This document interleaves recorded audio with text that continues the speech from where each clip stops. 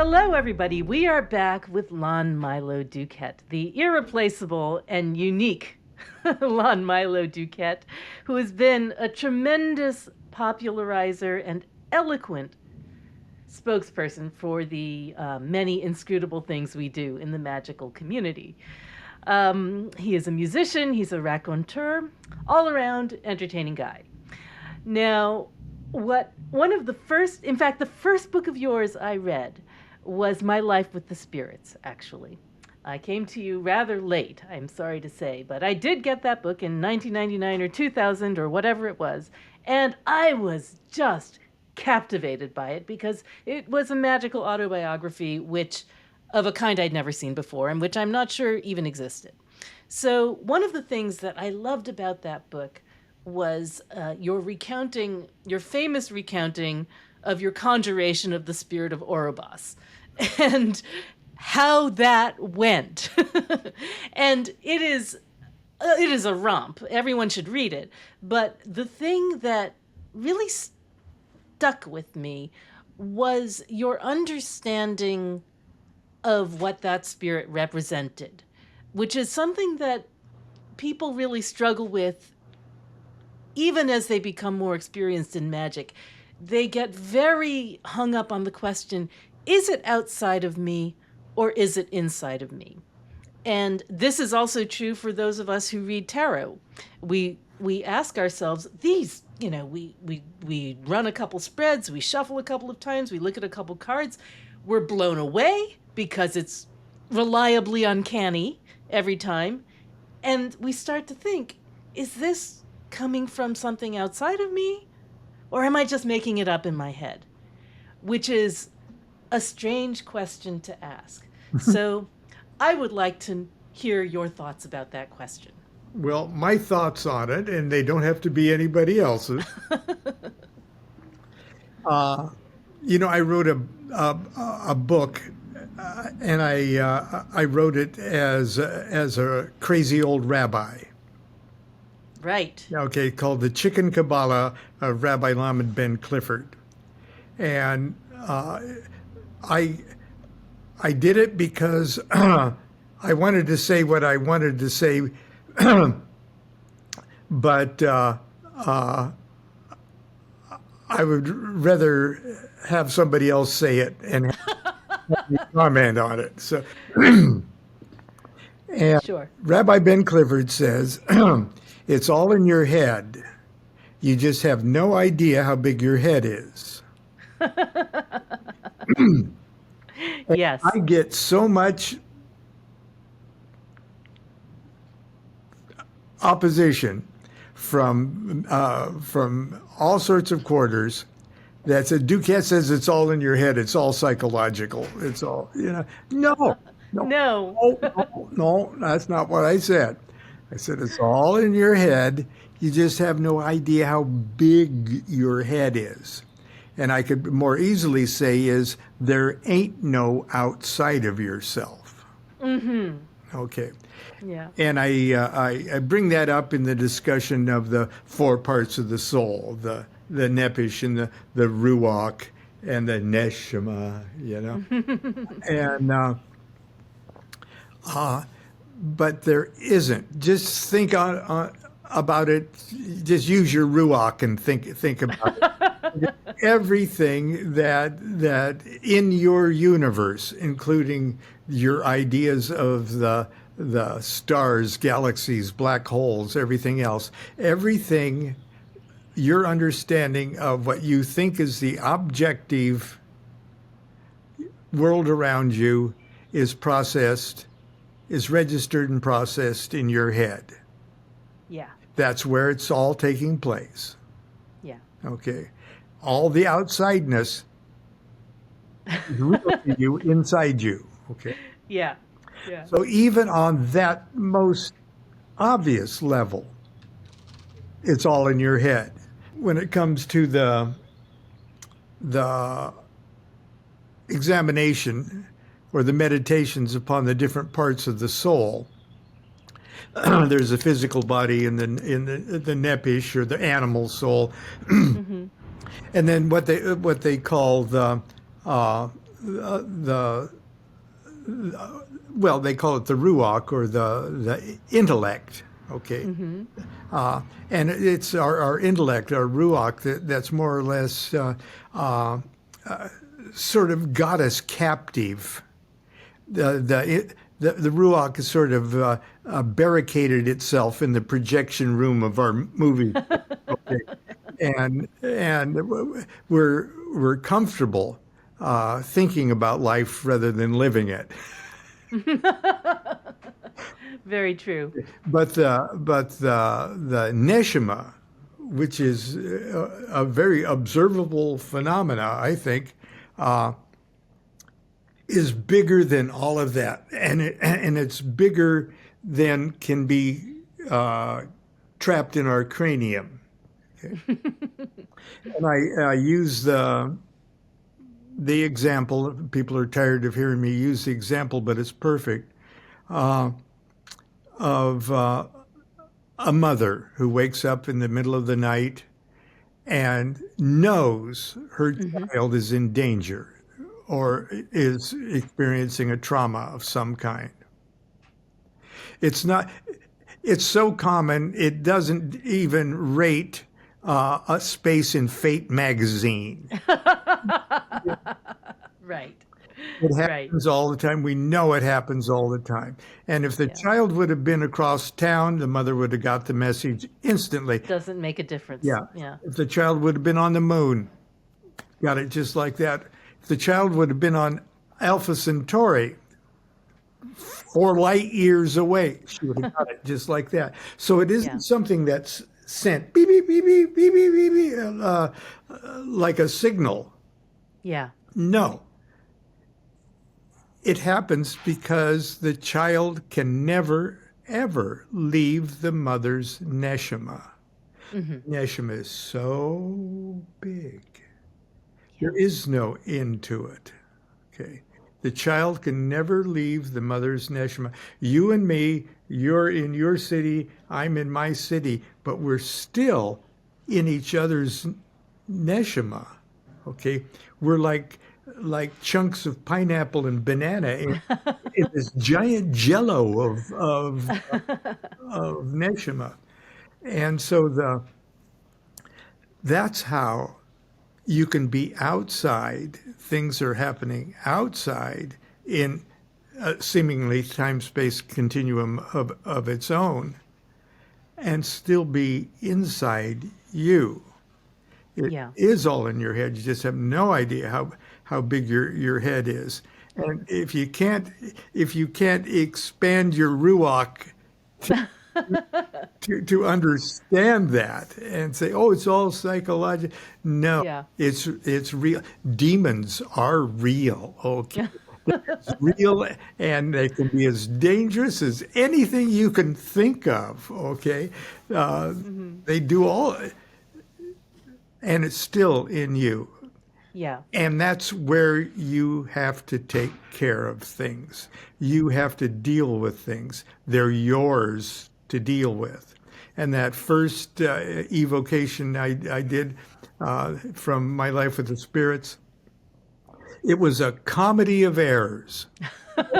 It truly was it deserves to be on a sitcom. It was so,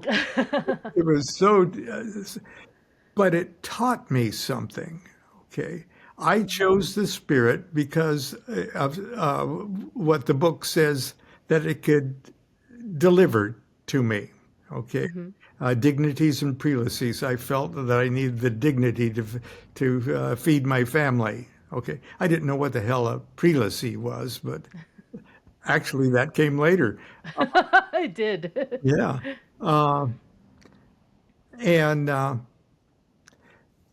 And it was so stupid, I burned my eyes with the oil of a bromelain, and I nearly went blind. It was an industrial accident, is what it was.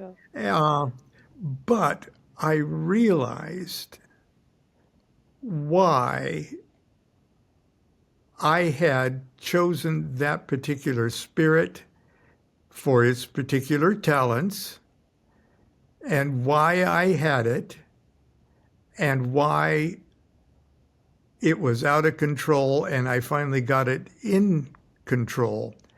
Because and it happened during a little nervous breakdown that I had in the circle. Okay. Yeah.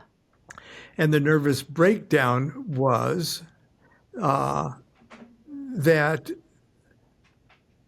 it was over my own lifetime indolence. Let's call it that. How I began to think I'm a failure at life, I'm a failure at magic. Here I am with my eyes burning and and I'm in this robe that pinches my armpits and I can't feed my family properly, and I don't have a job, I don't have a car, I don't have it, and this is the best thing I can think of is to conjure a genie to fix me, and I started to beat myself up about how many times in life have I snatched defeat out of the jaws of victory. How many times have I just given up just when I could have just gone a little bit further with something, And it was soul searching of biblical proportions. And then I realized that's what is bringing the spirit into the triangle. My nervous breakdown, my realization of what it really is. And why it's proper to evoke this spirit, because this spirit is my problem. And I got him for a second trapped. And he's going to listen to me. Okay. Yes. And so that made sense. Okay.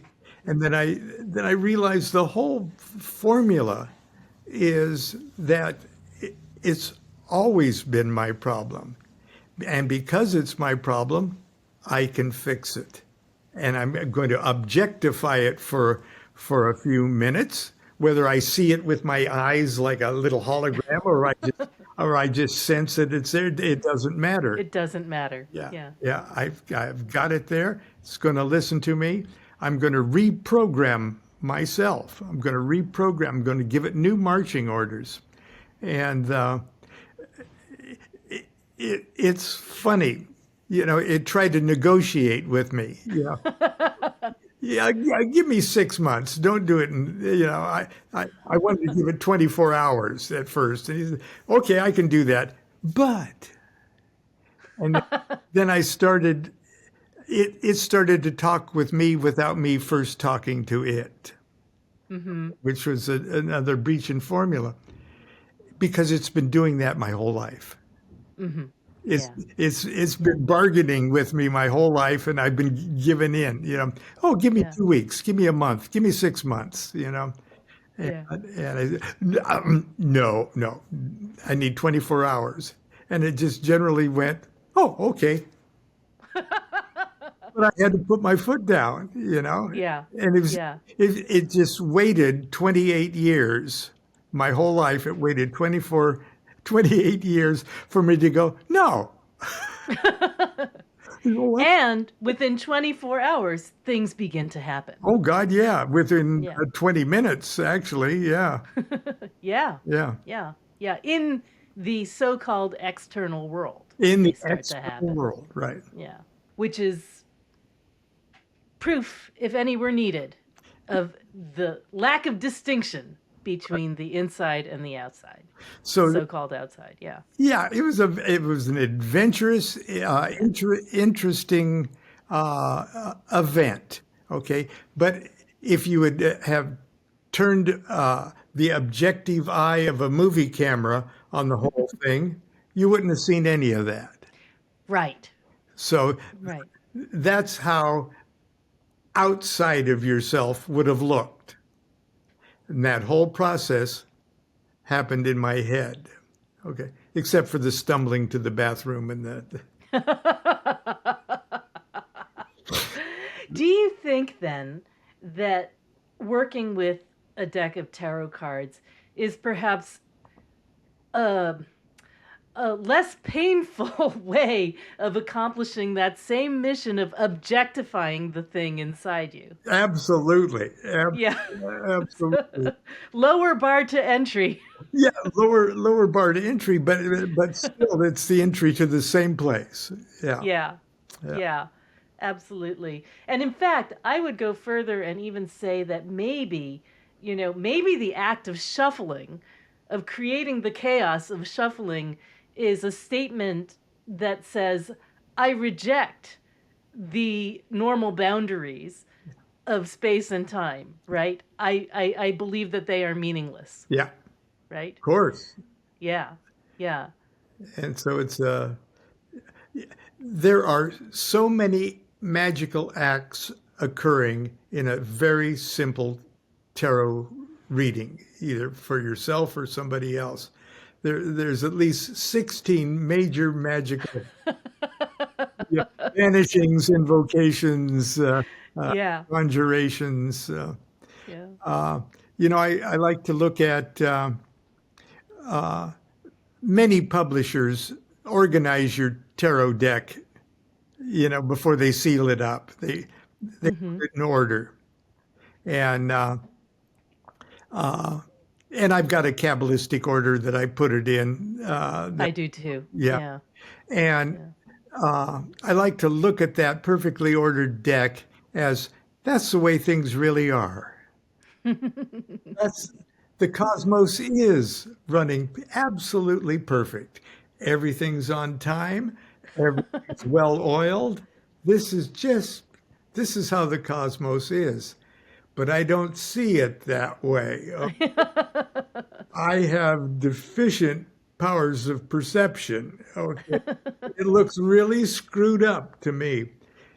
So when you shuffle a perfectly ordered deck, Yeah. you're putting the cards in the order that you're currently perceiving it with your defective powers of perception. It's a reflection of your own deficiencies. Yes. I like that. I like that. And in fact, that is a way of saying, I suppose one of the terms we could use to describe that is projection, projection of your own internal turmoil. Right. And Yeah. part of the reading itself is in its own little way with the few cards that you've got there is your good attempt at putting everything in its proper place within all of that chaos. Mm. Okay, and this Mm. this is what I kind of need to see. And I know where that belongs when it's perfect. And I know where this belongs when it's perfect. And my question is about I'm having problems with a certain imperfection thing. And, can you sort of see how in a very right hemisphere way, you don't have to analyze it. I'm I'm a big believer in not over analyzing things. Mm. Uh, Mm. Kabbalah is fun and gematria is fun and Mm-hmm. and all the Yeah. games Kabbalists play is fun, but that's not Kabbalah. That's the Yeah. games of Kabbalah, which is fun. I like to work out people's names and things and say, "Oh, yeah, Lon is the justice card, and the devil and death." You know, oh no, Yeah. that's great. You know, Yeah. and Yeah. Milo DuQuette adds to, or DuQuette is 144. That's 12. That's It is fun to do that. gross. Yeah. Gross. That's me. Yeah. But that's you can really get hung up on that. And Sure. I get a lot of emails and I don't mean to ridicule or belittle, but I get a lot of emails of people who are probably spending too much time with a calculator, you know. Well, that's the thing, though. I mean, I think everyone's quest for meaning is personal, and you can't tell anyone else how to do it, Nope. right? Big mistake to even try. Yeah. Yeah. Yeah. So when I'm trying to draw a connection in my mind between the moment where you recognize that the demon over there in the triangle is A, part of you, and B, that you put it there, and make a connection between that and what we do when we draw a tarot card. Are we then saying something like, this is a part of me, which I am now looking at in a way that makes it feel like it's external to me so I can work with it? Yeah, well, that's exactly what it is. Mm-hmm. It's a form of projection. Um, uh, Even literally, a lot of Goetic or Solomonic magicians use a magic mirror, use a Right. black Right. mirror, and Right. and that sort of accentuates the projection aspect of it because you're looking at your own face in the mirror. Yeah. It looks Yeah. pretty spooky in the mirror, and sometimes uh,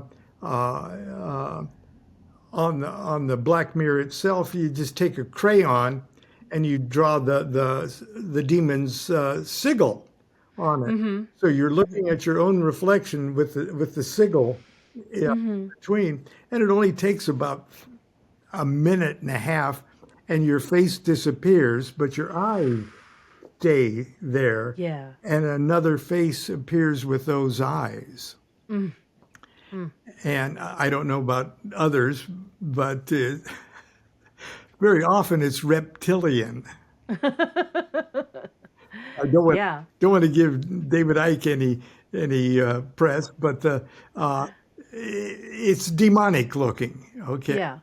and it allows you to register a visual image. But the idea is this two-way projection. Yeah. And Poke Runyon Mm-hmm. is a master of that technique, and if you've ever seen him operate, yeah, it's the real Yeah. deal. Yeah. Um, So for you to see the demon in the to evoke the demon in a working, or for us to pull a card, to me that makes me think of the Jungian process of taking back your projections, right? Of taking ownership. it's a Eucharist. Mm-hmm. It's a Yeah. reabsorption. Yeah. It's a Yeah. reabsorption and an adoption. You're adopting it. You know, it's my Yeah. baby, My demon baby. demon baby. I'm going to have to clean you up. Eliphas Levi has that poem. Uh, their faces or their forms and faces are terrible and strange. These devils, by my might, to angels I will change. Yeah. Yeah. So, and it's just what it is. And the you can think about them as what I would consider superstitiously as living objectively in some hotel room in hell, just hoping the phone won't ring and another Goetic magician is calling them up. You can think about them that way, Yeah. but it's really not necessary. Okay, to do that. That hotel room's in you. Yeah. You're Yeah. that block of flats where they're all hanging out, Yeah. and so they're all yours. And as you are illuminated, as you evolve, as you ascend, you have to take them with you. Yeah. Yeah. They're yours. You don't want to create a vacuum by thinking that you're rising up higher and higher and higher while they're still in the basement. because Right. it's like a syringe with a clogged needle. Okay. Yeah. Yeah. Okay. You create a vacuum. And the second that you let your guard down when you are having fun up here, second you let your guard down with alcohol or jealousy or anger or rage, second you let your guard down, they either slap up, bite you in the butt, or pull you back down. Yeah. Yeah. And so the thing is, you raise them as they're raised, as you are raised. These Yeah. devils, by my might, to angels I will change. One of the things that I have noticed is that, very often people will say, I hate that card, right? Or I don't want to see that card. But if you say that you hate that card, you're rejecting a part of yourself, right? And there is no way that you can get away from that card. So you might as well make its acquaintance sooner rather than later. Now that I think of it, it might be a good thing for a tarot reader uh, as they're getting to know the client, say, is there any tarot card you hate? Yeah. Yeah. might Yeah. might tell us a lot, right away. Yeah. Yeah. Absolutely. Well, Lon, I have deeply and profoundly enjoyed this conversation. Thank you so much for sitting with me and walking through this question of, is tarot all in my head or not? And exploring the ramifications of internal and external reality. All in a day's work. All right. It's been so great talking to you, and I wish you the pleasantest of evenings. Okay, you too.